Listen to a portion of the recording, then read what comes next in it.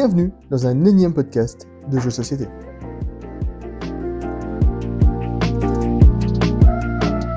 Ah, voilà.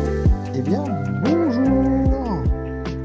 Bonjour sur ce let's play des ludomonistes. Mais non, mais on est pas là, on est dans l'épisode normal. On le fera au moment du let's play, non?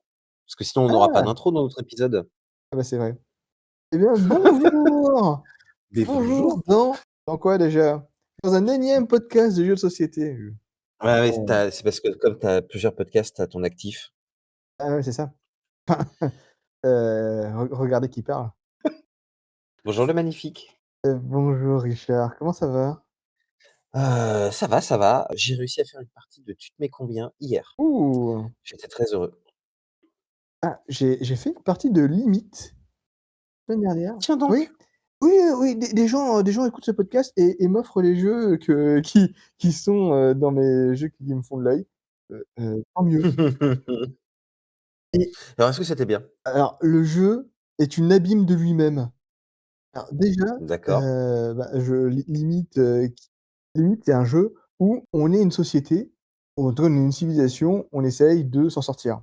Sauf que, il y a 2 problèmes. Déjà, le problème, c'est les autres, Mmh.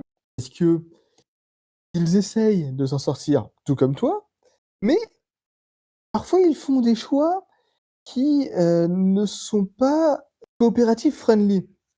C'est-à-dire que les limites de la terre limite est limitée. La 1re ressource étant l'argent et quand il y a plus d'argent dans la banque centrale, bah, il y a plus d'argent et là, le jeu te dit: «Eh, il y a plus d'argent, vous êtes en crise financière tout le monde, chais!» Et là, ça nique le jeu de tout le monde. Pareil pour les ressources, pour le pétrole, pareil pour, quand les gens ont fait trop de terrorisme ou ont balancé trop de bombes nucléaires sur les autres pays. Déjà, merci, du symbole que tu m'envoies. Tu ne les adversaires n'ont absolument aucun état d'âme à envoyer des bombes nucléaires sur toi et en plus, le jeu te punit. Du coup, ça te montre bien qu'il y a une limite dans, les capacités à faire et tes capacités à produire. Surtout que si tu ne fais rien, le jeu te punit aussi du fait de ton inactivité. Parce que la population, elle augmente mécaniquement et si tu n'arrives pas à nourrir ton peuple, à leur donner des biens de consommation, eh bien, pareil, punition. Ce qui fait que tu es parfois plus en train de combattre le jeu que de combattre tes adversaires. Ah, mais c'est intéressant. Ouais. Là, du coup, ça montre bien qu'il y a une limite à la fois de notre capacité à consommer et à la fois, ben, ça montre bien le point que voulaient montrer les ludonautes, c'est, bah, la limite de surproduire, la limite de toujours sortir de nouveaux jeux, Mmh. que les biens de consommation, ont une limite à être produite. Ils l'illustrent magnifiquement bien dans leur jeu. Bravo les ludonautes. Donc c'est vraiment leur jeu héritage, Ah quoi. ouais, non, mais là, je pense que en Leur jeu testament, pardon. c'est une représentation de ce qu'est un bon jeu. Et j'espère qu'il sera nommé à l'As d'or. Et l'hommage à l'As d'or qui sortira peut-être normalement en même temps que cet épisode. Mmh. J'espère, être le Nostradamus, du jeu de société et avoir eu raison. Dites-moi en commentaire si j'ai eu raison. Bah, de toute façon, ce sera limite, ce sera leaders, Ouais, mais je sais pas quoi pas d'autre. même catégorie. Non, pas la même catégorie, bien sûr. Non, sur la catégorie expert, je vois bien Limite. Arx qui est sorti cette année en France. Comme 3e, je vois pas trop. Peut-être Sweetland, ça a beaucoup fait parler. Civolution, j'ai pas joué. Prends comme 3e, je sais pas. Il y a toujours un truc, qui étonne tout le monde, ce sera ce 3e là. Moi, je prévaux Limite et Arx. Après, il y a le Diamant d'or qui est sorti il y a pas longtemps, qui récompense les jeux experts et du coup, il y a eu Mmh mh. City, Invention, Civilisation qui sont sur le podium et comme nommé, D'accord. Unconscious Man, Minos, les Tigres du Sud. C'est que des jeux dont j'ai jamais entendu parler. Alors Philibert, ils ont parlé Le mieux. diamant d'or? Ouais, le Diams d'or. C'est un prix fait par, des amateurs de jeux de société experts. C'est relativement reconnu puisque je vois des articles, sur le Diamant d'or un peu tous les ans. Ah ouais? Ah non, c'était pas les Tigres du Sud, c'est Estras et Néhémie qui ont exactement la même tête, en termes d'illustration. Men Nefer, bah, pour le coup, j'ai jamais entendu parler. Minos, l'aube de l'âge de bronze, j'ai jamais entendu parler non plus et Unconscious Man. Unconscious Unconscious Mind et Saltounsi! pas de souci. J'ai ce jeu, je ne comprends pas ce qu'il fout là. Mmh. Mais moi, je n'ai entendu parler de rien. Franchement, Invention, je crois que tu m'en as parlé Oui, et c'est tout. invention du, grand et renommé Vital Lacerda. C'est même pas son meilleur en plus, hein. Je te crois sur parole, mais SETI, ça a l'air d'être vraiment chouette, hein. SETI, j'ai joué, c'est bien. Franchement, j'ai préféré Shackleton Base, un jeu de poste d'ouvrier, après, Shackleton Base, c'est un peu plus terre à terre où, dans le futur, on est en train de mettre des gens Mmh. sur la lune et bien sûr, il faut des sous et là, il y a les entreprises qui te payent pour faire des trucs, pour, s'installer sur la lune et du coup, ben, faut que tu réussisses les missions des entreprises. OK. C'est un peu plus capitaliste que SETI où tu te rencontres des aliens, Mmh. les aliens te donnent des points de victoire. Bon, très bien. Oui, oh, mais j'avais l'impression que la boîte était jolie, au moins ça me raconte une histoire, quoi. Ah oui, oui, par contre ça raconte et le matériel est top, hein, dans SETI. Tu as le système solaire qui tourne. Selon où tu te trouves, dans le système solaire, bah, tu peux aller de planète en planète ou sinon tu es juste niqué, dans le confin de l'espace. Mmh. En tout cas, c'est cool. Ouais, ça a l'air, ça a l'air. Mais nous-mêmes, nous allons, me semble-t-il, je te fais la transition, Mmh. jouer à un jeu aujourd'hui. Oui, tout à fait. On n'a même pas fait le sommaire. On parle, on fait pas le sommaire. Bah, bravo. Du coup, le sommaire, je l'ai sous les yeux. On va faire un petit jeu qui s'appelle Sea Salt and Paper, Sea Salt and Pepper. Ensuite, bah, on va le classer bien sûr et ensuite la question de la semaine très importante, comment le numérique influence-t-il le design dans le jeu de société physique? On va faire les protos. Protos sur le thème de voix à parole. Introduire la communication comme mécanique. Et enfin, on fera un petit jeu qui nous fait de l'œil. Ouais, j'ai même pas écrit un laïus là-dessus. Ouais, moi aussi, c'est très rapide, mais bah, c'est une sorte de reco, quoi, ça va. Ouais, bah, Marocco, ça va être rapide aussi, hein, je vous en parlerai au moment opportun. Du coup, let's play? On a fait quand même une petite modification éditoriale Ah parce oui. qu'on a peu de gens qui nous écoutent, mais au moins ils nous répondent et à partir de cet épisode-là, qui est quoi? Le 6, le 7? Le 6.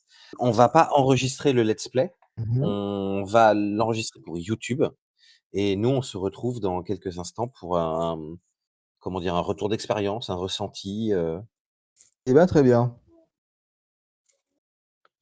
donc bah, à tout de suite les amis. À tout de suite. One eternity later. Reprise de notre épisode à nous. Là, vous l'avez pas vu, hein, mais il s'est passé une ellipse temporelle de 30 minutes. Tout à fait, où on a joué donc à Sea Salt and Pepper. Alors qu'est-ce qu'on fait? Est-ce qu'on donne notre ressenti et des conseils tactiques tout de suite? Est-ce qu'on présente le jeu? Parce qu'on n'a même pas présenté le jeu. Ah bon, on peut présenter le jeu. Je te laisse présenter le jeu vu que maintenant c'est Mais même plus secret pour toi. tout à fait, j'ai tout compris. Alors moi j'ai eu le temps de regarder rapidement, et quelle n'a pas été la surprise de constater que Sea Salt and Pepper est un jeu de Bruno Cathala et de Théo Rivière. Oh! Eh! Donc Bruno Catala, on le présente plus, un très, très grand auteur de jeux de société. Pour donner quelques exemples, Jamaïca, Monsieur ou Mister Jack, je sais même pas, Mister Jack Mister Jack. et le meilleur Seven Wonders, puisque c'est le Seven Wonders Duel que j'ai vu dans sa fiche BGG. J'ai pas tout regardé parce qu'il y en a beaucoup, beaucoup. Et Théo Rivière, bah, c'est l'auteur préféré de notre podcast jusqu'à présent, puisqu'on lui doit un paquet de jeux qu'on a déjà testés. Ah bon? Je me souviens au moins de Draftosaurus. Parce qu'il a fait des unlocks, il a fait Around the World, Pocket Chips! Paquet de Chips, on y a joué ensemble de ça. Pas dans le cadre du podcast, Ouais, mais on y a joué. il a fait Dead Cell, et après il a fait 4 pages de jeu, du coup, c'est un peu compliqué. Il a fait Dracula Bah, oui, oui, versus Van oui. Helsing, Draftosaurus. Draftosaurus qui a énormément d'extensions. Happy Bee, Inori, Little Tavern, The Loop. Il a fait plein de trucs. C'est un jeune homme, très prolifique. Et des bons jeux en plus, donc non, non, bravo monsieur. C'est édité par, Bombix en éditeur principal Mmh. et Bombix, ils ont fait des petits jeux sympatoches, Abyss. Moi je c'est pas mon type de jeu préféré, mais j'aime bien. Ils ont fait Takenoko qui est sympatoche et Codex Naturalis, je ne l'ai pas fait, mais je le trouve très beau. Bah, il est su je crois qu'il est sur, BGA, on pourra le tester. Ah bah Il est très grave! bien. Tu sais quoi? Je le rajoute à notre liste. Et ben, pas très bien. Un petit jeu de placement de cartes, pas facile, facile. Et donc j'ai pas eu le temps de regarder les mécaniques de jeu qu'il y avait dans Sea Salt and Pepper, mais grosso modo, il y a, de la pioche et qui plus est de l'open drafting, puisqu'il y a 2 piles de défausse dont la première carte est visible et tu peux piocher dedans. Il y a du set collection, donc de la fabrication de collection. Il y a des bonus de fin de partie, je dirais. Je dirais ça, voilà, comme ça, sans avoir vu la fiche. Il y a du pouce ta chance. Du coup, t'encourage à piocher encore et encore jusqu'à ce que quelque chose de mal arrive, c'est-à-dire l'adversaire a plus Mmh, de points que toi. ouais. Non, des mécaniques, bien utilisées dans le jeu en tout cas, je trouve. Oui. Du coup, on fait un petit tour des points tactiques? Allez, vas-y, là, c'est ton rayon, je t'écoute. Alors point tactique, il y a globalement, 2 stratégies, enfin 3 stratégies. Soit avoir, du coup, pas mal de cartes qui font des paires et du coup pouvoir faire des à la fois des points, à la fois des actions. Pouvoir avoir des collections, du coup, espérer avoir, toutes les cartes d'un set, ce qui est très dur à faire. Soit prioriser les couleurs et là, généralement, c'est quand vous avez au moins une sirène. Si vous arrivez à mélanger, ne serait-ce que 2 des 3 façons de gagner des points, généralement, ça commence à vous faire pas mal de puntos à la fin. Si vous avez une sirène, essayez de la protéger. C'est-à-dire, essayer de bloquer les adversaires qui essayent de faire la combo, nageur-requin. Les nageurs-requins étant que fait est de voler une carte dans la main de son adversaire. Ce qui fait que, bah, si vous voyez un requin, dans une des fosses et ben, essayez de le prendre ou essayez de le recouvrir, si vous en avez l'opportunité. Si votre adversaire a des crabes, du coup, il va pouvoir récupérer ce requin que vous avez recouvert et là, c'est le drame. Essayez de toujours laisser des cartes les moins denses, c'est-à-dire avec des couleurs, les moins probables à votre adversaire. Le vert, le blanc, le orange, le violet, des couleurs qui sont très peu présentes dans le jeu et du coup, bah, si vous laissez ces couleurs-là à votre adversaire et ben, il aura moins de chances de faire beaucoup de points avec le bonus de couleur. Voilà des petits conseils tactiques. Merci beaucoup. Est-ce qu'on le rangerait Alors ton ah! ressenti? Mon ressenti? Oui, on n'a même pas dit si on avait aimé ou pas. Et tu as gagné en plus. Un des nombreux jeux où j'ai passé peut-être trop de temps sur BGA, hein. J'ai cru que tu allais dire un des nombreux jeux où j'ai gagné. Ce qui est vrai aussi, Oui, mais oui, oui. Et l'un est corrélé à l'autre, je crois, hein. Et ben, c'est un jeu très bien. Je trouve que le jeu est très bien à 2. Dès que tu joues à 3 à mmh, 4, c'est vraiment plus le bordel, c'est beaucoup plus, chaotique. Tu ne peux pas du tout suivre ce que tes adversaires font. Du coup, un jeu à 2, c'est très, très bien. Avec, il y a 2 extensions qui sont sorties, Extra Salt et Extra Pepper. J'ai joué waouh, qu'Extra Pepper, je crois, qui rajoute un petit peu de stratégie et mais du coup plus de cartes, du coup, plus difficile d'avoir des sets de cartes. Sinon, ça sympa. mmh. Toi, qu'est-ce que tu en as pensé? Écoute, moi je suis partagé. Je vois pourquoi le jeu est super. C'est-à-dire que je trouve les mécaniques, elles fonctionnent bien ensemble, elles sont simples à comprendre, elles sont chouettes à jouer. Je trouve que la résolution des manches est souvent un peu serrée. Ça se joue à 1, 2, 3 points max, tu vois? C'est pas, tu peux dominer au cours de la partie, parce que tu peux peut-être remporter plusieurs manches d'affilée, mais je trouve que tu domines jamais vraiment une manche en tant que telle. Ouais. Donc pour tout ça, je trouve vraiment que le jeu fonctionne très, très bien. J'adore le design que je trouve magnifique et pourtant, je n'arrive pas à accrocher. Il y a un truc qui me gêne, je sais pas quoi. Je trouve que c'est brouillon, je trouve que je suis toujours un peu perdu dans ce qui se passe. Je trouve que 40 points, pour gagner la partie, c'est trop long et voilà, mais j'arrive pas à mettre le doigt dessus, mais c'est pas un jeu que j'apprécie, quoi, et pourtant, il y a tout pour me plaire, quoi. Je sais pas, ce qui se passe. Peut-être que c'est pas mon style de jeu, je sais Je pas. trouve le thème absent, à part le design qui est magnifique, Mmh. le concept de Sea Salt and Pepper, enfin, en tout cas, le concept de mer, le concept du fait que c'est des trucs marins, complètement absent dans la mécanique, même, il y Mmh. a pas spécialement de lore autour du jeu. Je trouve que ça manque un peu. Alors en tout cas, c'est pas un jeu qui transporte. Oui, après ça poserait une question, qui est: est-ce que tous les jeux ont besoin de traduire leur thème dans leur mécanique? Je pense que, heu, pour un petit jeu, ça c'est un petit jeu de coin de table, tu vois? Moi, c'est pas ça qui me choque, mais j'entends effectivement que c'est encore mieux quand tu peux avoir les 2 ensemble a priori, mais Ah, est-ce que c'est pas ça qui je qui sais pas. transforme un un OK Games en jeu primé. Oui, peut-être, peut-être.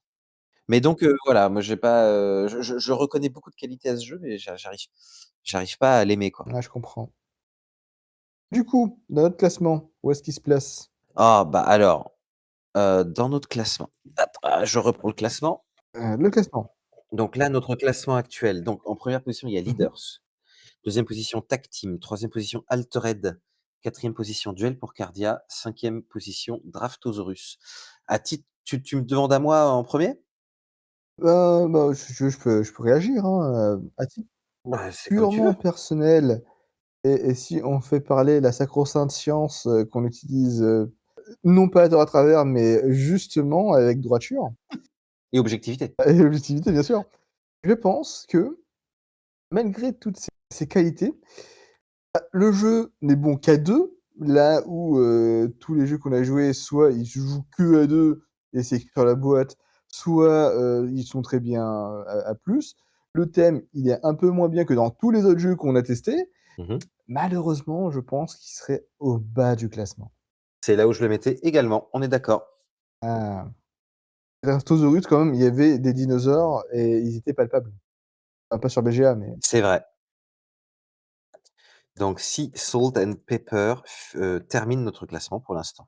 Encore une fois, hein, c'est un classement d'excellents jeux, et pour il est là pour l'instant, on testera peut-être d'autres jeux qui iront en dessous, ça n'est que notre avis et puis surtout c'est la science, c'est même pas nous. ah oui, oui, oui, on n'a rien à voir avec tout ça, hein, vraiment, nous ne Mmh, faisons que regarder les faits et en tirer les conclusions, hein, n'importe qui serait à notre place, ferait exactement les mêmes conclusions, hein.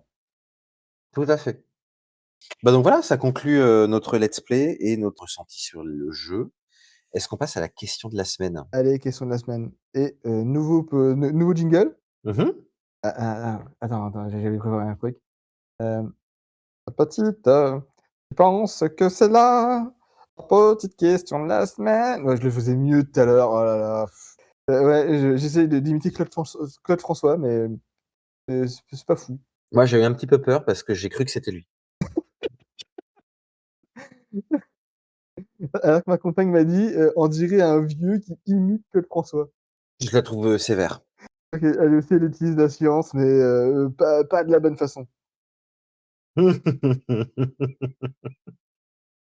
Alors, donc merci pour ce jingle et donc la question de la semaine, c'est: comment le numérique influence-t-il le design du jeu de société physique? À cette question, moi, j'ai décollé 4 points. Déjà, qu'est-ce que le numérique? Ah! Qu'est-ce que le numérique? Que dit Wikipédia?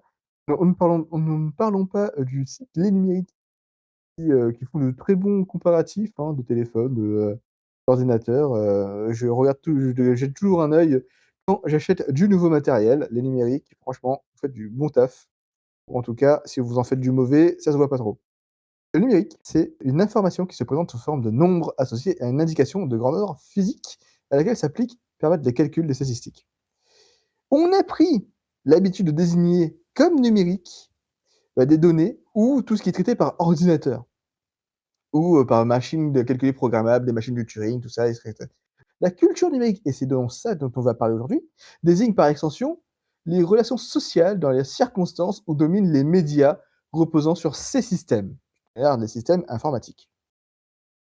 Est-ce qu'on parle de la même chose, du coup?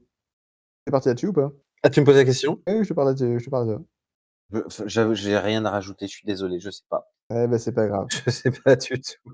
Je commence mon premier point, parce que là, on donne une Ouais, puis définition on dirait, pour que les gens savent ouais, un peu de quoi on parle, hein, donner un peu de bien sûr. contexte, de la base de la littérature.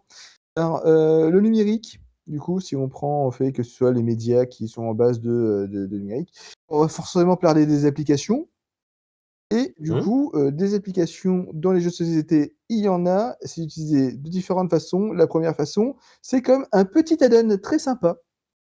Dans Dictopia, par exemple, il y a, c'est un jeu où il faut faire des mots, à base de lettres, un petit peu comme au Scrabble, mais un peu plus sympa, en tout cas à mon avis.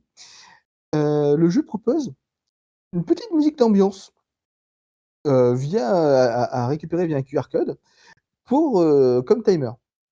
Du coup, ce n'est pas du tout obligatoire, mais le jeu ne prévoit Oui. pas de petits sabliers à l'intérieur et prévoit cette petite musique d'ambiance. Pareil dans la cour de Versailles où le jeu se joue très bien, sans aucun appareil aucun. Pour compter les points, c'est compliqué. Du coup, ils Mmh. ont prévu un petit site où tu tapes les numéros, de tes cartes. C'est comme dans Château Combo, hein, tu fais un carré de cartes et là tu tapes le numéro de tes cartes Mmh mh. et là, le jeu te sort ton score et c'est très sympa. Parce que du coup, ça Mmh. t'empêche d'aller nœud au cerveau parce qu'il y a des cartes avec des effets très alambiqués.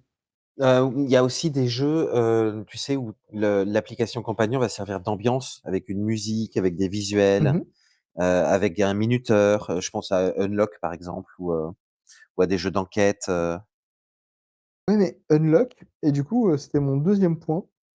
Ah pardon, j'ai débordé. Ah non, non, non et alors pas du tout, c'est une conversation, c'est une discussion, tu as le droit de je sais plus comment on dit ça, quand tu interviens. Tu as le droit d'intervenir. Merci, merci patron. OK. Merci chef. Merci patron, merci patron. Ah Ruffin.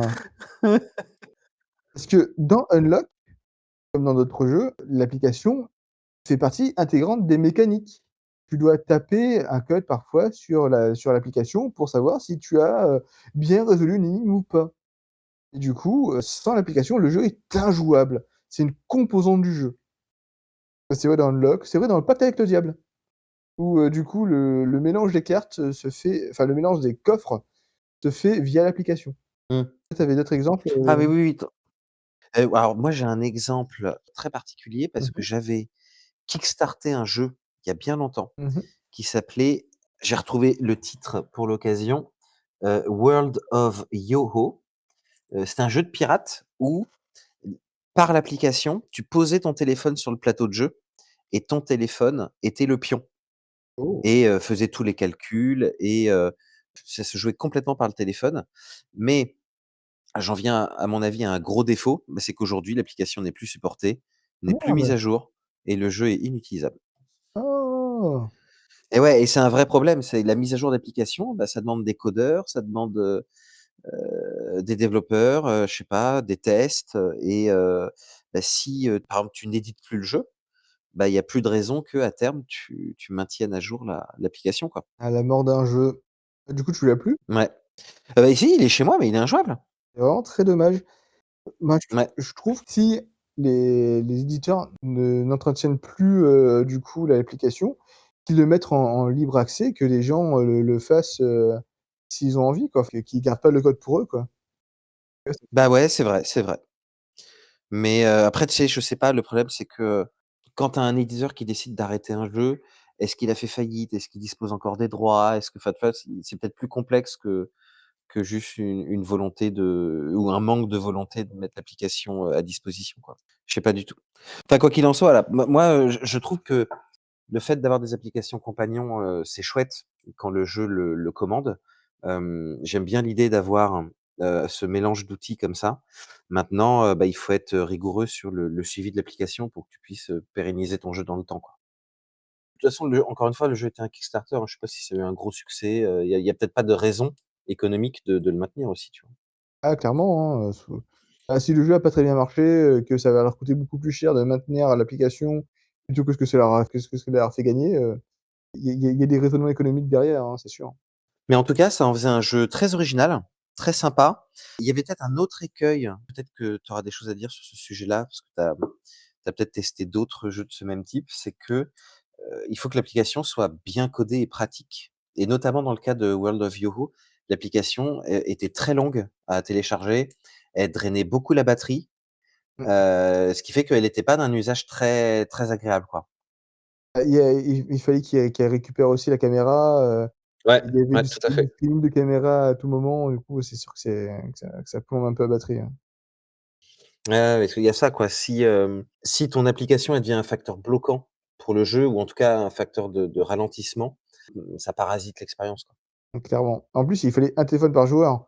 Si, Tout tu à joues fait. avec des enfants qui ont pas forcément encore de téléphone, le jeu commence à devenir un enfer de logistique. Ouais, ouais, ouais. Après, bon cet exemple-là, il est pas très partagé. Je sais pas, est-ce que toi tu as testé d'autres jeux où l'application était soit très bien faite, soit au contraire avait des défauts? J'avais joué à un jeu qui s'appelait, Dauphin, le 9e passager. Je sais pas, en fait, c'était le jeu qui était mauvais en soi, parce que c'était une sorte de loup-garou, mais tu Mmh. pouvais jouer qu'à 5. Très vite, tu trouvais qui était le dauphin, dans l'équipage et du coup, le jeu te demandait d'utiliser une application, bah, pour mélanger les cartes. Globalement, enfin, l'application était bien faite, mais le jeu était nul, Mmh. donc ça a pas eu un succès fou. Bah, oui, est-ce que l'application fait, un bon jeu, tu vois? Déjà, bon, l'application était nécessaire pour le du fait qu'il fallait faire un mélange et donner des cartes. En fait, il fallait donner des cartes aux bonnes personnes, parce que sinon le jeu n'était pas jouable. Et je trouve que c'était une erreur de mécanique. Ils ont compensé par une application, plutôt que de Mmh. trouver une mécanique qui fonctionnait sans l'application. Ah! OK, d'accord. Donc l'application béquille, en fait. C'est ça, l'application était clairement une béquille. Peut-être que ça se justifiait, peut-être pas. En tout cas, moi, je trouve que le jeu n'était pas spécialement agréable à jouer, indépendamment de l'application. D'accord. Après, là, je suis en train de regarder sur BGG des jeux qui utilisent une application. Il y en a 25 fois 34. Quand même. Ouais, ça fait son petit paquet, hein. Ah oui, Après, oui, dis donc, ça fait un paquet. ouais, bah, que des jeux pas mal de jeux que, bah, peut-être tu as entendu vite fait parler, mais j'y ai jamais joué. Chronicle of Crime, par exemple. Ah oui, je l'ai chez moi. Je suis même pas sûr d'avoir terminé une partie. Il y a une application, du coup? Ouais, ouais, il y a une application, mais je ne me souviens même plus de ce qu'elle fait. Tu vois, je suis ça fait vraiment bien longtemps que j'y ai joué. Cold Case Detective. Du coup, moi, mon troisième point, c'était que, le numérique est une inspiration pour le jeu physique.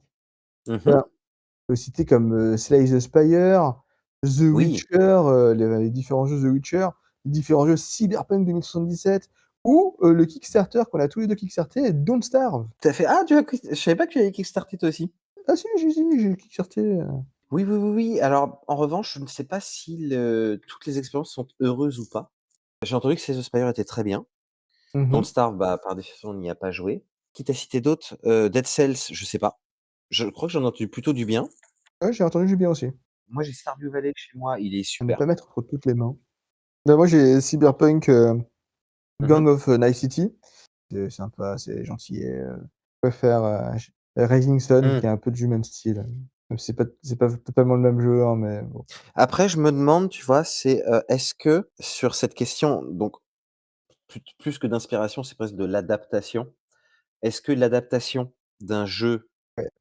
par définition numérique, est très différente de Mmh mh. l'adaptation d'une licence, d'un film? Ou est-ce qu'il y a des particularités, tu vois? C'est-à-dire des particularités? Bah, je sais pas, comme notre question, c'est, comment le numérique influence le jeu physique. Effectivement, il y a des choses spécifiquement numériques qui sont adaptées en jeu de société, comme les jeux vidéo que tu viens de citer. Est-ce que cette Mmh mh. adaptation est particulière à cause du support numérique par rapport à, un jeu Jurassic Park, par exemple? Tu vois, un jeu de société Jurassic Park. Bah, c'est vrai que dans les jeux physiques, on essaie quand même de retrouver, l'inspiration des mécaniques qui existent dans le jeu numérique. Dans Slay the Spire, bon, c'est assez facile parce que il y avait du deck Oui, building, c'est un jeu de deck building, virtuel. Bah, du coup, relativement assez facile de retranscrire, la mécanique, dans un jeu physique. Encore que je ne sais pas si cette mécanique existe dans le jeu physique, je n'y ai pas joué. Dans Cyberpunk, on peut avoir des modifications, ou des armes, choses qui se retrouvent encore une fois parce qu'on peut s'améliorer, on peut racheter des cartes, avec des armes en plus, avec des modifications en plus. C'est du coup une mécanique qu'on retrouve vite fait, en tout cas qui est représentée dans le jeu. Pareil avec les fixeurs qui existent, et après il y a le jeu a sa mécanique mmh, propre. Et Don't Starve, ils promettent, du coup, que, il y aura quand même cette recherche d'éléments, pour pouvoir crafter. Et le propre de Don't Starve, hein, crafter et survivre. Je crois qu'elles seront présentes. Nous attendrons le jeu ouais, ouais, pour le putain, savoir. il est livré dans longtemps, il est en 2010 Ouais, 2027 2027, là. je crois. Ouais, mais sinon des jeux à licence, j'en ai pas joué des masses. Bah, j'y réfléchis, c'est vrai que, en tout et pour tout, à quoi j'ai pu jouer de licence? Bah, je là, comme ça, j'en vois pas. J'ai joué à des jeux adaptés, des missions, par exemple, dans un jeu, tout le monde veut prendre sa place. Ça ne fait que reprendre la mécanique de l'émission, tu vois? Ou imaginons un jeu qui veut gagner des millions ou des choses comme ça. Le Burger Quiz, J'ai le Burger Quiz, tout à fait, qui est trop bien d'ailleurs. ils ont ressorti, le Burger Quiz d'ailleurs, et à la télé et en jeu. Tout à fait, j'ai la nouvelle version. J'avais l'ancienne que j'ai revendue du Oh! coup et j'ai la nouvelle. J'espère que tu l'as revendu cher. Non, parce que, elle est abîmée. Ah, j'espère que tu l'as revendu, au moins au prix d'achat. Oui, oui, oui. On me l'avait Ah, offert, de toute façon, donc c'était vraiment j'ai vraiment fait une bonne affaire. que du bonus. Peut-être un petit, sauf si tu as autre chose à dire sur, cette question, j'ai éventuellement un petit développement. Bah, j'ai vite fait un Mmh? dernier truc à dire, mais ça peut attendre ton développement. Oh bah, c'est comme tu veux, parce que ça va être un peu un changement de sujet, mais OK, du coup, juste pour finir, mmh? du coup, dans le numérique, enfin, le numérique peut aussi être un remplacement du jeu de société physique. On peut citer, Magic Arena qui remplace un peu, Ah! Magic. Mmh, Runeterra, Hearthstone, Slay the Spire qui est un jeu qui reprend une mécanique de jeu de société qui est du coup, mmh, le deck building. tout à fait. Après on peut citer, Inscription, Balatro, Dorf Romantique. Dorf Romantique qui est exactement la même chose que le jeu de société, Ouais. qui existait avant le jeu de société d'ailleurs, quel est l'intérêt de l'un ou de l'autre? En tout cas dans les 2 il y en a un qui est en trop, enfin à mon avis, Mmh. trop à mon sens. Du coup, ouais, alors pourquoi ce remplacement?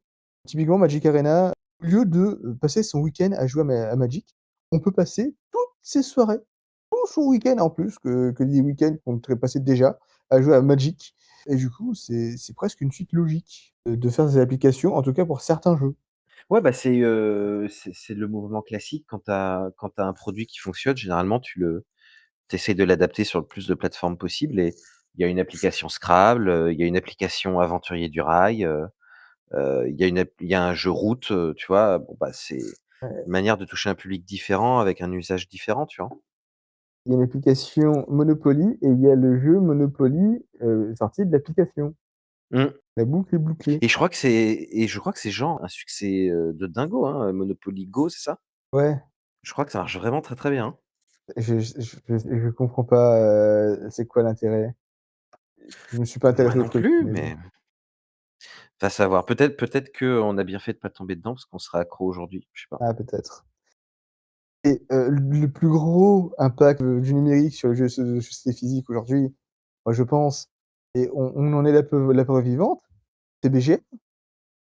Tous ces Oui, tout jeux, à fait. numérisés d'ailleurs, il y a des jeux qui sont mieux sur BGA qu'en vrai. Mmh, Typiquement, c'est Salt and Pepper. Salt ouais, and Pepper, à jouer en vrai, c'est une tannée parce qu'il faut à chaque fois que tu comptes tes propres points, alors que là, c'est mmh. écrit, c'est compté pour toi. Ouais, je suis complètement d'accord. Il y a plein de jeux qui sont, vachement facilités. Je pense à Q-Birds, Oui, où la gestion des mains et et des birds. des rotations de cartes est un petit peu Mmh compliquée. mh. Qu'est-ce qu'il y a d'autre? Bah, tout ouais, bah, tous les jeux experts où tu dois compter, des points de victoire, des quand tu as des conditions de marquage de points et cetera, c'est Ouf, vachement plus il y a pratique. des jeux experts, c'est compliqué, hein, parce que comme, il y a des jeux experts qui ont énormément de matériel, pour foutre tout Mmh, ça sur un écran, il y en a qui galèrent. En exemple, j'ai Ark Nova, c'est pas le pire. Il y a un tuto qui se lance automatiquement quand tu lances une partie pour t'expliquer, c'est quoi l'interface, pour te dire à quel point ouais. qu'il y a des éléments.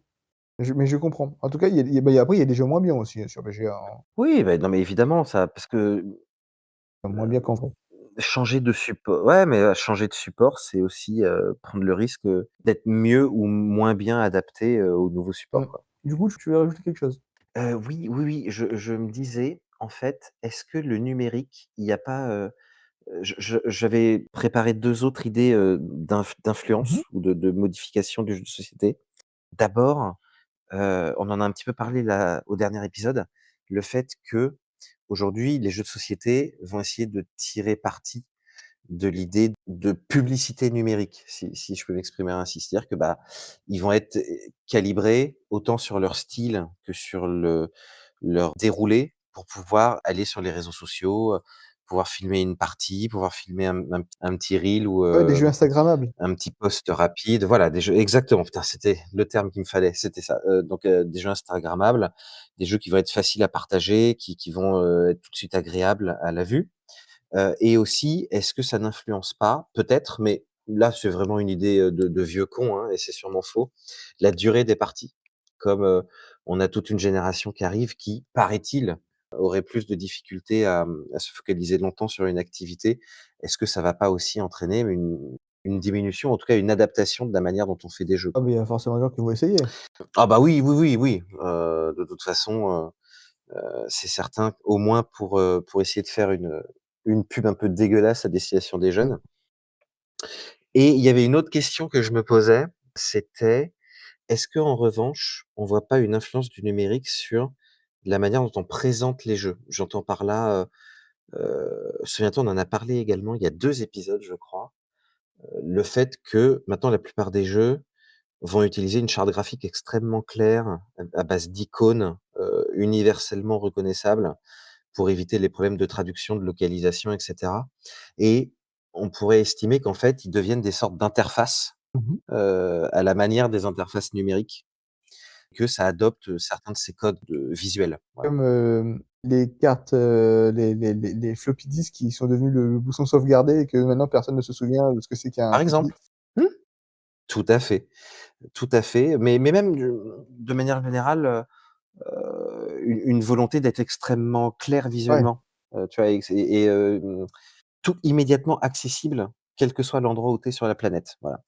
Et ça, je pense que pour le coup, le fait d'avoir des outils numériques où tu as pu faire des tests sur des millions d'utilisateurs, depuis, 20 ans, bah, ça aide à avoir des bons réflexes quand tu es, comment on appelle ça? UX designer, c'est ça? Ouais. Bah, tu peux avoir ce genre de réflexe et avoir les mêmes résultats et les mêmes objectifs sur ta charte graphique de jeu de société, quoi. Ouais, je vois tout à fait, ouais. On va utiliser les mêmes couleurs, utiliser les mêmes symboles, Mmh.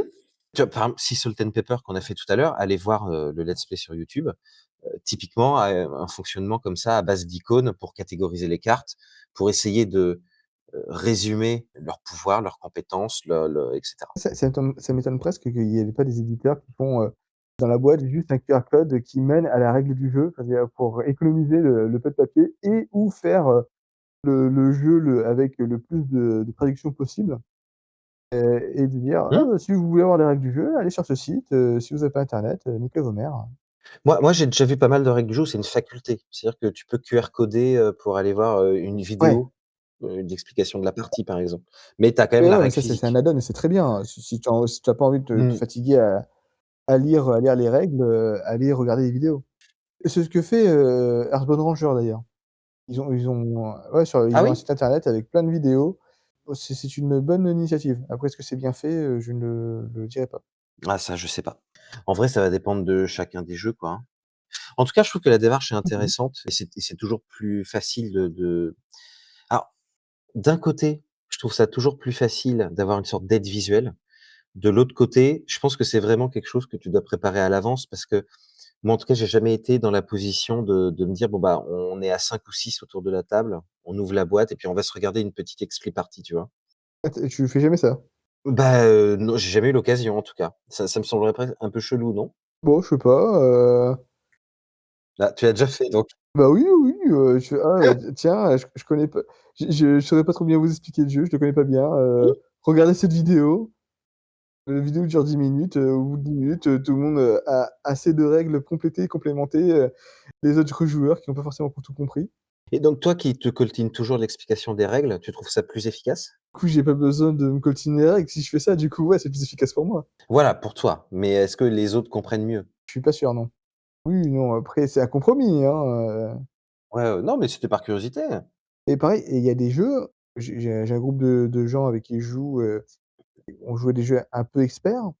Parfois on me dit: «Non, mais là, en fait, si je vous explique le jeu, ça va prendre 1 heure, regardez une vidéo Ah OK, et ils regardent la vidéo avant de venir? et regarde la vidéo avant de venir» et après, Putain, ça, c'est chouette. on peut faire un point de règle, mais rapide. Vraiment, on explique vite fait, on rappelle un peu vite fait les actions, qu'est-ce qu'elles font et on va pas dans le détail. Mmh. Ah, c'était ce jeu-là, Yubibo, le jeu Youbibo. d'adresse des doigts.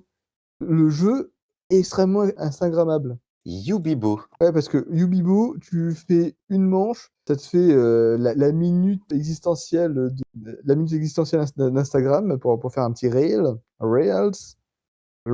D'accord. et là tu montres: «Ah que le jeu est fun, c'est un twister des doigts. On s'est bien amusé, on a bien rigolé. OK, bah, j'avais jamais vu. J'avais Ouais, jamais vu ce jeu. D'accord ça et c'est vrai qu'il y a un paquet de reels effectivement, quand tu cherches le jeu. Ouais. ça clairement, si ça n'était pas été, ingénieux pour être un jeu Instagram, ça y ressemble beaucoup, hein. Je veux Ouais, pas ouais, ouais. porter de mauvaises intentions, hein, c'est juste que c'est vraiment très instagrammable. Ouais, non, mais c'est pas comment dire? Quand tu fabriques un jeu et que tu penses à l'édition du jeu, toi, je suis pas éditeur de jeu, mais j'imagine que tu réfléchis à son packaging pour économiser des coûts, pour qu'il se remarque dans les rayons et cetera. Instagram, c'est ni plus ni moins qu'un canal de vente, tu vois? Moi, ça me choque pas non plus que ça rentre pour les réflexions que tu peux avoir au moment de la création du jeu. Par contre, si le jeu est fabriqué exclusivement pour essayer d'être sur Instagram, c'est plus embêtant, mais qu'il soit une préoccupation parmi d'autres, pourquoi pas, Ah quoi? oui, non, bah, c'est sûr, tu je pense pas qu'on imagine un jeu pour ça, mais que, on pousse l'édition pour qu'il va plus Mmh. dans cette direction, là, c'est plus entendable. Ça, c'est une question d'équilibre, je pense. Mais en tout cas, moi, je t'ai dit, bah, à peu près toutes mes réflexions sur ce thème. Est-ce que toi, tu avais autre chose à nous raconter? Bah, non, fait que ce qu'il y ait des petits ajouts, en à l'application, tierce, ou des composantes de jeu, ou des inspirations, ou même un remplacement. C'est mes 4 axes. OK. Ah! Bon, bah, on était plutôt d'accord, il m'a semblé. Bah, oui, oui, oui, je pense qu'on était complémentaires sur cette question et c'était très bien. Mais alors du coup, le numérique, c'est bien ou c'est pas bien? On pourrait peut-être conclure comme ça? Le numérique, Par rapport aux jeux de société physiques? je pense que le numérique est un outil. Mmh? Il est bien ou pas bien, de la façon dont on l'utilise, de la façon, dont il est orienté. Et Mmh. c'est une autre façon de faire de l'art, il y a des jeux numériques, il y a des jeux physiques qui peuvent vivre en communauté, parfois l'un remplace l'autre et inversement. Est-ce que tu dirais que grâce au numérique, le jeu de société physique se situe entre tradition et modernité? Je sais pas. Ah, ça t'a fait bugger? Entre tradition et modernité. Mais non, mais c'est une blague parce que tu as jamais entendu cette blague? Souvent, quand les gens parlent du Japon, ils disent toujours, «C'est entre tradition et modernité» et c'est un mème. Ah oui, Donc je te oui, disais oui. ça, juste parce que ça correspondait au mème. Mais je suis désolé, j'ai senti ta détresse, quoi. Ouais, je savais pas trop quoi dire. Ah bah, non, mais j'ai bien vu, mais c'est normal, c'était un troll complet. Pardon, pardon, pardon, Mais non, mais t'inquiète. maître magnifique. Mais oh là là, tout de suite. Non, non, c'était rigolo. Et toi, quelle est ta conclusion là-dessus? Bah, non, pareil, comme c'est toujours une question d'équilibre et qu'il peut y avoir des usages hyper intéressants, je pense que les 2 s'empruntent mutuellement, et tu l'as très bien montré. Tant que dans chacun des 2 médias, tu restes bien sur les spécificités de ton média et que l'autre n'est qu'un appui, bah, il y a pas de raison, c'est chouette comme tout, voilà. Eh ben, très bien, parfait. Du coup, si on a fini, pour la question de la semaine, est-ce qu'on passerait pas au proto? Mais grave. Proto, Tu un proto, jingle? Ah.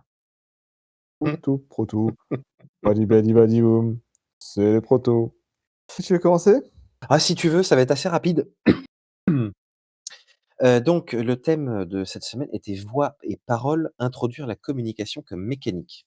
Alors j'espère que je suis pas hors sujet, tu vas me dire à la fin. Mmh mh. Je te propose, une fois n'est pas coutume, un micro game. Oh! Donc un micro game, j'ai pas été voir de définition, pour moi c'est un jeu, très simple, très peu de matériel, très peu cher. Donc moi j'imagine un micro game à franchement si tu le vends plus de 4 €, je pense que c'est du vol et Ouais. c'est un micro game pour 2 joueurs. Alors les micro games, c'est une gamme de jeux, hein, ils sont vendus 8 €, hein. Ah! Bah, après ça dépend tu vas voir le matériel que je te propose, à mon avis, c'est pas 10 balles, quoi. Ouais. Parce que moi, il y a une carte, Ah oui. donc donc je te propose un micro game pour 2 joueurs Mmh qui mh. s'appelle Hit Roulette. Mmh mh. Donc il faut que tu imagines une fiche cartonnée, tu vois? Qui est en gros, grand comme une ancienne carte d'identité, tu vois ce format-là? Mmh, ouais.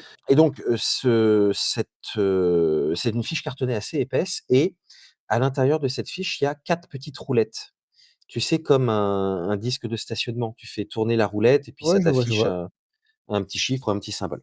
Pour ceux qui verraient pas parmi nos auditeurs, vous tapez «fiche de monstre King of Tokyo» sur Google, vous allez voir, c'est exactement ça. Donc King of Tokyo, on note les scores avec, cette sorte de petite fiche cartonnée avec une petite roulette. Donc là, moi j'imagine une fiche, cartonnée et c'est ça le microgame et dessus il y a 4 roulettes. 2 roulettes en haut où tu as des petits symboles qui te renvoient à des thèmes.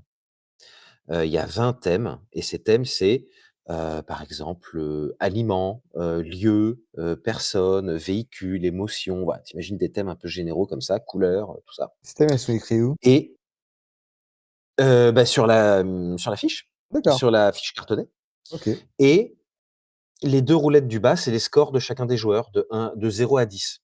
Au dos de la fiche cartonnée, il y a la règle du jeu que je te donne tout de suite. Le jeu est très simple, il se joue en plusieurs manches. Mmh. À chaque manche, il y a un joueur chanteur et un joueur devineur. Au début de la manche, le joueur chanteur prend la fiche cartonnée, Mmh. le joueur devineur lui donne 2 chiffres entre 1 et 10. Le joueur chanteur bouge chacune des 2 roulettes thème en fonction des chiffres. Si le mec a dit 1, bah, il 1 cran et il dit 3, 3 crans et cetera et donc ça va lui donner 2 thèmes. Par exemple, je sais pas, couleur et lieu et il doit trouver une chanson dont le refrain contient les 2 thèmes. Il a tout le temps qu'il veut pour faire cette recherche-là. Quand il est prêt, il prévient le joueur devineur et il chante le refrain de la dite chanson. Mmh. Si le joueur devineur réussit à donner le titre de la chanson et l'artiste avant la fin du refrain, il gagne un point. S'il n'y arrive pas, c'est le joueur chanteur qui marque un point. Si le joueur chanteur ne trouve pas de chanson dont le refrain contient les 2 thèmes, le joueur devineur marque un point. Tu bouges les molettes de compte de points en fonction de qui a marqué, puis tu donnes la carte, au joueur adverse qui devient le joueur chanteur pour la manche suivante. Voilà, c'est donc un petit jeu de blind test assisté, si tu veux, OK. que tu peux, ouais, tu sais, un petit voyage en voiture, dans la queue du supermarché, voilà. Ah ouais, tu pourrais presque, pas avoir besoin de roulettes et juste avoir des cartes, avec des thèmes. Oui, mais j'aimais bien l'idée d'avoir un objet unique. Mais oui, effectivement, tu pourrais juste avoir, 20 cartes thèmes et ça marcherait aussi bien. Mais, voilà, là, c'est vraiment un truc que tu te passes. L'idée, c'était de faire en sorte que les joueurs se parlent le plus possible et qu'ils manipulent le moins de choses physiques, quoi. Ouais. Voilà, donc je sais pas si je suis dans le thème parce que je suis pas sûr que je fasse passer la mécanique de jeu par la parole, mais c'est un jeu, qui, bah, qui a la parole comme principal, outil, quoi. Oh oui, si, bah, le chant, le l nos thèmes de proto sont relativement assez libres, hein, c'était pas un jeu qui utilise le plus la mécanique de la voix. Il y a quand même le fait de devoir, chanter, de parler, de communiquer.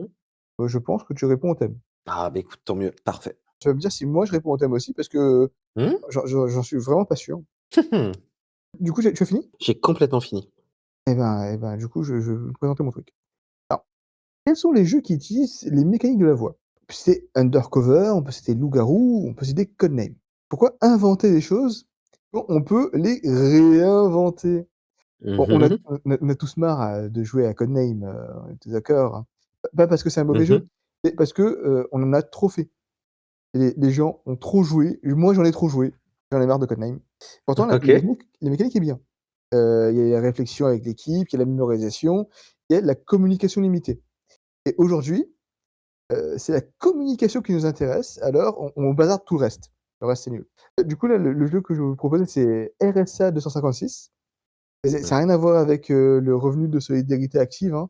RSA, c'est un algorithme de chiffrement. C'est pour regarder le thème de Du numérique?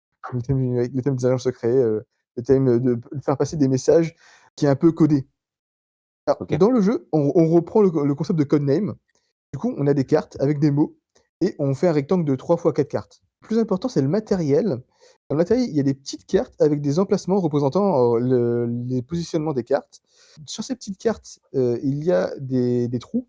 Il y a des qui sont des emplacements qui sont soit troués, soit pas troués justement et que et du coup, on va pouvoir superposer ces cartes pour déterminer quels sont les mots de l'équipe par rapport aux trous qui sont encore visibles et du coup, si on a une petite carte qui représente, du coup les cartes avec les mots, avec les cartes trouées, ben, on va savoir quelles sont les cartes de l'équipe. Mmh, Je sais pas donc si tu chaque équipe a une grille différente, chaque équipe a forcément et une la grille différente superpose de sur un mots. truc unique. D'accord, j'ai compris.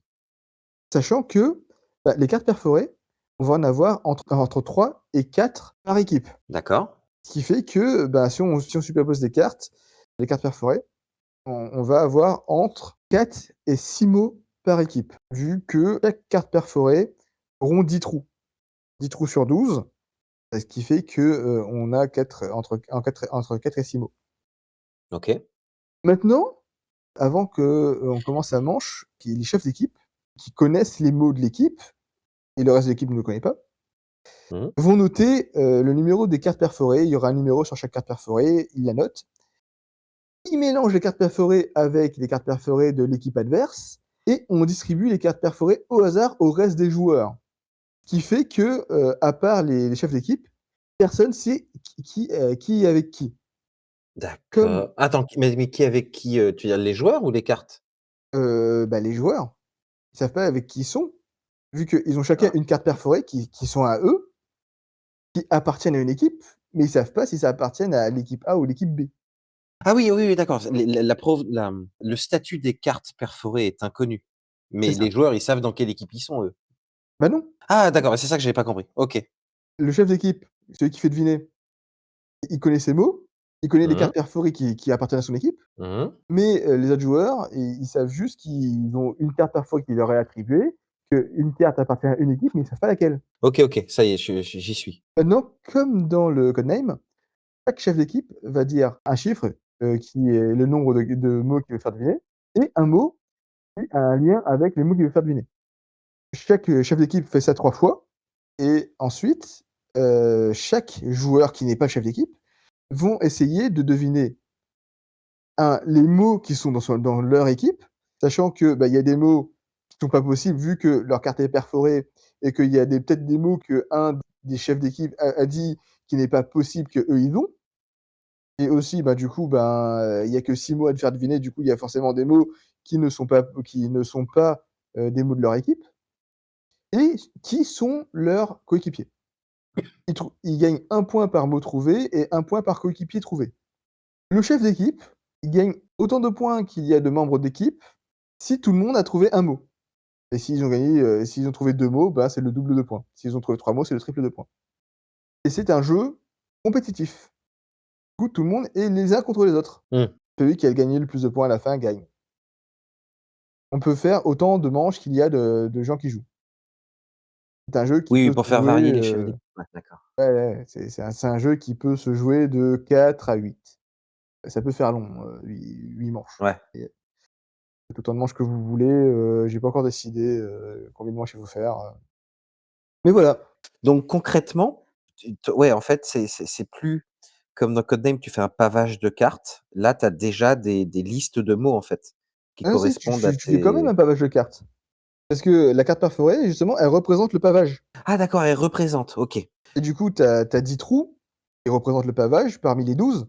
Ouais. Du coup, ouais, bah, c'est un jeu, de simili-coopération. Parce qu'en fait, du coup, il faut aussi que tu regardes les cartes perforées des autres joueurs qui sont visibles Mmh. pour, voir ce qu'eux peuvent avoir comme mots et s'ils ont à peu près les mêmes mots que toi. Je pense que c'est ce style de jeu où à la description, c'est un peu, brumeux, mais, le matériel fait tout, quoi et je pense que si j'avais mes cartes perforées en face de moi et tout, ce serait beaucoup plus clair. Tu n'as pas donné les limitations. J'imagine qu'il y a des limitations de communication. Est-ce que les joueurs ont le droit de dire ce qu'ils veulent? Est-ce qu'ils ont le droit de dire que leurs propositions et le chef d'équipe, les indices? Comment est-ce que tu imagines ça? Ben, le chef d'équipe, il a le droit de dire que les indices, qu'il va donner Ouais. et après, est-ce que les autres joueurs peuvent discuter entre eux? Je sais pas, je ne pense pas. On peut dire que dans un mode un peu casu, ils peuvent carrément, discuter parce que du coup, c'est un peu compliqué de suivre ce que tout le monde a, devant soi. Mmh. Pour faire des suppositions, c'est mieux de discuter ensemble. Dans un mode expert, peut-être que non, c'est chacun pour soi, Mmh, OK. OK, 2 niveaux de règles, quoi c'est ça. et comment il s'appelle ce jeu, tu m'as pas dit? Si, j'ai dit RSA 256. Ah putain, oui, DRSA 250, c'est comme l'algorithme de chiffrement. Exactement, comme l'algorithme de chiffrement. Eh ben, écoute, moi je trouve ça, on pourrait croire que c'est pas très original parce que tu as dit dès le départ, ouais, on réinvente Codename, mais en fait, je trouve que c'est vachement bien. Ah, merci. J'aimerais beaucoup le tester. Faut que tu le fabriques maintenant. Il me faut du papier et un système pour faire des trous. Il me faut une perforeuse. Ah, je suis sûr que ça va pouvoir se trouver. Oui. Mmh. Et ben voilà, petit point proto, Bah, c'était très chouette, est-ce qu'on ferait pas un jeu qui nous fait de l'œil? mais allez, allons-y. Un jeu qui nous fait de l'œil. On aurait OK. dit, Findus. Heureusement qu'il y a Findus, Findus, Findus. Findus. Ouais, une petite pub pour OK. Findus au passage. Putain, ils se rincent les mecs, hein. Ouais et Findus, mais en même temps, ils font grossir bêtes, hein, qui peut les battre? Personne, personne. Alors quel est Mmh. le jeu qui te fait de l'œil cette semaine, cette quinzaine, le magnifique? Alors, moi, le jeu qui me fait de l'œil, c'est pas un jeu, c'est une extension de jeu. C'est un jeu qui s'appelle Arx et c'est Mmh. l'extension Arx, Arx: Les confins dévastés. Ah, c'est le mode campagne, c'est ça? C'est le mode campagne Mmh. que Arx superbe jeu, qui a des mécaniques, assez novateurs, je trouve. Bah, déjà, c'est le premier jeu de pli expert, en tout cas que je connais. Mmh. C'est pas vraiment un jeu de pli, mais bon, ça reprend la mécanique de couleurs et de numéros sur les cartes. Du coup, ouais, ça ressemble un peu à un jeu de pli et surtout, points de victoire, ne sont pas définis à l'avance. Il y a une mécanique pour définir qu'est-ce qui va apporter des points pendant la Mmh. partie et c'est très dur de dire: «Ah, je vais commencer à faire une action en pensant gagner des points», sauf que tu vas pas gagner de points en faisant ça. Non, non, non, non, non. Faut aussi que tu valides l'objectif. Et valider l'objectif, c'est très compliqué. Il faut sacrifier des cartes, il faut sacrifier des choses. Il y a une vidéo, de Simon Dupastan qui parle très bien de ce jeu. Allez la voir. Allez voir Simon. Je l'ai vu et Ah, il était très bien. d'ailleurs, jeu de Leder Game, j'ai presque tous leurs jeux, à part Forte et Yaoi. Yaoi qui est pas foufou, je trouve. Tu as notamment Root. J'ai Root, j'ai Oss, j'ai pas Vast. Les mecs, ils ont sorti 5 jeux, hein. C'était Bah, tout. ouais, beh, si à chaque fois c'est des jeux trop bien, bravo à eux, ils peuvent prendre leur temps, hein. Et ouais et il y a une drama de Leder Games en ce moment. Enfin, en ce moment, Ah bon? il y a eu quelques semaines, quelques mois. Leder Games, devait sortir un nouveau jeu en Kickstarter, qui s'appelle Take. Kickstarter qui a été annulé. L'auteur du jeu de Take, qui veut dire prendre et qui était un jeu de vol à la base, est parti de Leder Games avec le jeu. Ouais, parce que c'était le sien. Et ce qui fait que, Étonnant. du coup, Kickstarter et prochain jeu de Leder Games, annulé pour l'instant, quoi.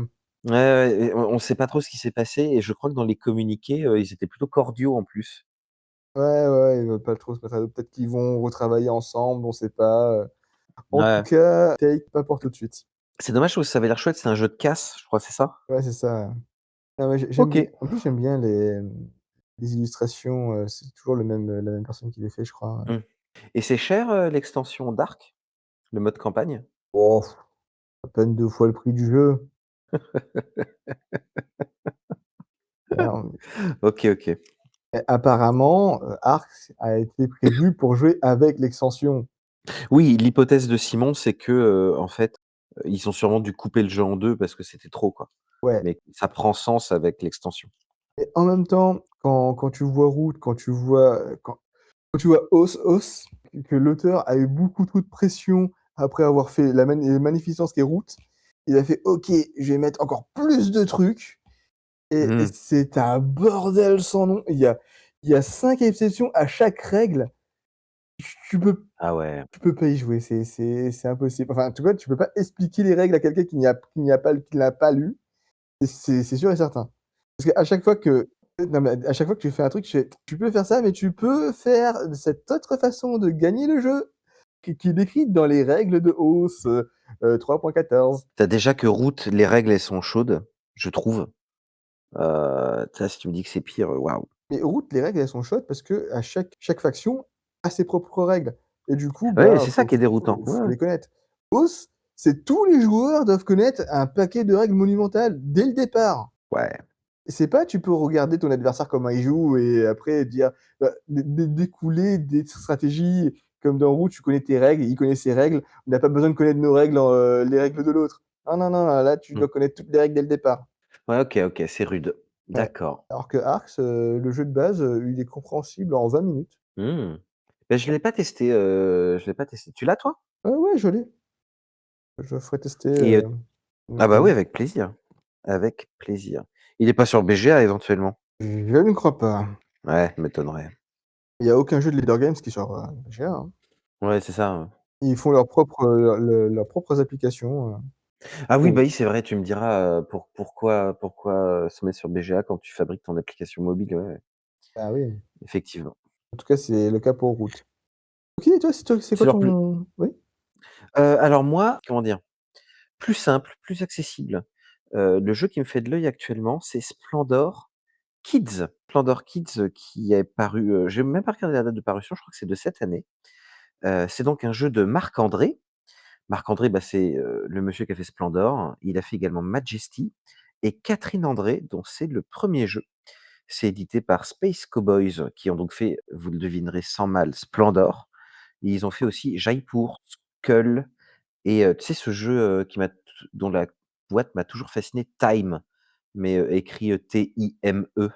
Et donc, l'idée de Splendor Kids, bah, simple comme bonjour, c'est d'initier les petits aux règles de base de Splendor. Pourquoi est-ce que le jeu me fait de l'œil? Parce que moi, c'est la manière de tranquillement amener mon grand garçon vers, bah, Splendor Duel, qui est chez moi, actuellement, le jeu le plus souvent joué, puisque c'est le seul jeu auquel veut bien jouer en ce moment, ma douce et tendre épouse. Donc voilà, Splendor Kids, ça a l'air joli, ça a l'air facile, ça a l'air d'avoir des règles, supplémentaires une fois que tu maîtrises bien le jeu de base. Ça a l'air vraiment très, très chouette et ça me fait de l'œil, tout simplement. Eh ben, très bien. Splendor, à ce qui paraît, Splendor Duel est encore meilleur que Splendor. Eh ben écoute, j'ai pas testé, le Splendor, mais, j'y pensais tout à l'heure quand tu en parlais.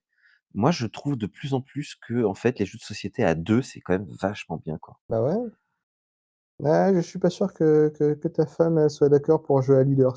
C'est vrai, c'est vrai. Non, mais, et tous les jeux à 2, d'accord. Mais tu vois, par exemple, dans épisode, mystère de ce podcast, nous avions établi que, le meilleur Seven Wonders, c'était Seven Wonders Duel, Ah oui, oui, par de exemple, très loin, oui. et on est d'accord. Donc et moi, j'ai l'impression que le sentiment est un peu le même pour Splendor, quoi, que de loin, la version Duel, elle est vraiment, vraiment chouette. Ah ça, par contre, je sais pas, parce qu'il est plus long aussi. Ouais, bah, écoute, je sais pas, mais en tout cas, franchement, Splendor Duel, c'est de la bombe, hein. Il est vraiment très, très bien. Eh ben, très bien. Eh ben, bah, si tu pas rien à rajouter, moi non plus. Non, moi, je suis tout bon. Bah, écoute, parfait, ça conclut notre épisode. Eh ben, ça conclut notre épisode. Merci de nous avoir écoutés encore une fois. Si vous, vous avez un jeu qui vous fait de l'œil, eh ben, gardez-le pour vous. Voilà, vous pensiez que j'allais dire: «Oui, commentez-le». Non, non, non, on n'a pas envie de le connaître.